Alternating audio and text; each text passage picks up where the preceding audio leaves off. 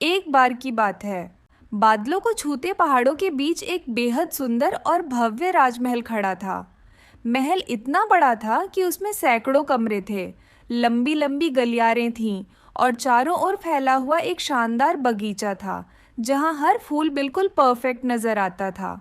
लेकिन इतनी राजसी दुनिया के बीच भी एक दिल चुपचाप उदास था, राजकुमारी लैला का। लीला सिर्फ 10 साल की थी, मासूम, प्यारी और बेहद शांत स्वभाव की। हर दिन वह महल के बगीचे में उस बड़े पत्थर के फव्वारे के पास बैठती, पानी में उंगलियां फेरती और धीरे से सोचती, काश कोई मेरी बातें सुने, काश कोई मुझे समझे। महल में लोग उसके आसपास तो थे, पर कोई सच में उसका नहीं था।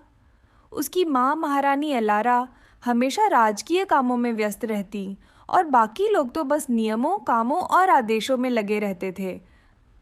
पर उसी दिन कुछ ऐसा हुआ जिसे लीला कभी नहीं भूल पाई। अचानक बगीचे की हवा बदलने लगी।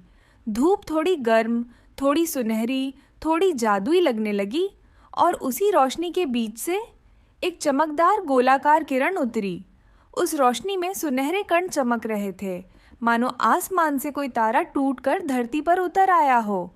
और अगले ही पल उस रोशनी से प्रकट हुई एक अद्भुत परी, औरा। लीला घबरा भी गई और हैरान भी। उसने ऐसा जादू पहले कभी नहीं देखा था। और हल्के से मुस्कुराई और नरम आवाज में बोली, डरो मत राजकुमारी, मैं तुम्हारे लिए दूर आसमान से आई हूँ, क्योंकि तुम्हारा दिल बहुत पवित्र है। लीला चुपचाप उसकी बात सुनती रही। उसे पहली बार लगा कि कोई उससे सच में बात कर रहा है। औरा ने अपनी चमकदार हथेलियों में दो जादुई चीजें प्रकट की, एक छोटी मुलायम मखमली थैली और एक सुंदर पैटर्न से बनी रंग बिरंगी उड़ने वाली चटाई। औरा बोली, ये दोनों तोहफे तुम्हारे लिए हैं। एक तुम्हें प्रकृति का जादू दिखाएगी और दूसरी तुम्हें दुनिया की सीमाओं से आज़ादी देगी। लीला ने उपहारों को धीरे से छुआ और उसके दिल में पहली बार खुशी की हल्की चिंगारी जली। अगले ही पल जब उसने उड़ने वाली चटाई को आजमाया, वह उसका जादू महसूस कर सकती थी। चटाई हवा में हल्के से उठी, बिल्कुल किसी दोस्त की तरह जो कह रहा हो, चलो दुनिया देख आते हैं।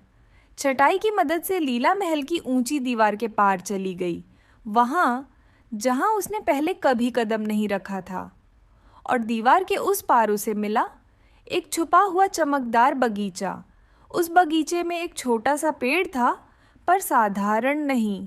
उस पर लगे फल सुनहरी रोशनी से चमक रहे थे, मानो सूरज ने खुद उन्हें छू लिया हो। लीला की हंसी पूरे बगीचे में गूंज गई। उसे ऐसा लगा जैसे उसकी सारी उदासी पिघल रही हो। लेकिन हर खुशी को कोई ना कोई देख ही लेता है।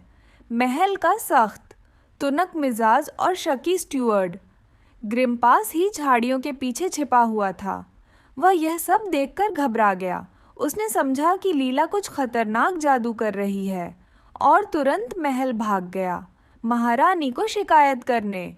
शाम होते होते लीला खुद को महल के विशाल सिंहासन कक्ष में खड़ा पाया। ऊंची दीवारें, सोने की सजावट और बीच में खड़ी उसकी माँ, गंभीर, कड़ी और नाराज। ग्रिम ने इशारों और झूठ से पूरी कहानी पलट दी। उसने कहा कि लीला महल के नियम तोड़ रही है, गलत जादू कर रही है, राज्य के लिए खतरा बन सकती है। लीला की आंखों में आंसू भर आए। उसे लगा जैसे उसका दिल फिर से अकेलापन महसूस करने लगा हो, इस बार और भी ज्यादा। पर असली सच अगले दिन सामने आया। लीला ने अपनी माँ को बगीचे में बुलाया। वह उन्हें उस सुनहरे पेड़ के पास ले गई। उसने चमकता हुआ फल अपनी माँ के हाथों में रखा। महारानी का संदेह थोड़ा कम हुआ, लेकिन वह अभी भी पूरी तरह आश्वस्त नहीं थी। तभी लीला ने सूखी मुरझाई हुई लेवेंडर की झाड़ी के पास घुटनों के बल बैठकर धीरे से मिट्टी को छुआ और फिर उसकी उंगलियों से एक हल्की सुनहरी चमक निकलकर धरती में उतर गई। पलक झपकते ही सूखी झाड़ी खिल उठी, गहरे खूबसूरत बैंगनी फूलों से। महारानी एलारा हैरान रह गईं। उनकी आंखों में कठोरता की जगह ममता और समझ उभर आई। उन्होंने धीरे से कहा, लीला, ये जादू डरने वाला नहीं है, ये तो जीवन देने वाला है। और फिर उन्होंने अपनी बेटी को कसकर गले लगा लिया, इतना कसकर जितना उन्होंने सालों में कभी नहीं लगाया था। लीला की आंखें खुशी से चमक उठी। उसे अपनी माँ वापस मिल गई थी। दूर खड़ा ग्रिम सब देखकर चुपचाप हार मानकर वहां से चला गया। और उस दिन से पूरे महल में एक नया सवेरा आया। राजकुमारी लीला अब अकेली नहीं थी, क्योंकि उसने अपने दिल का जादू पहचान लिया था।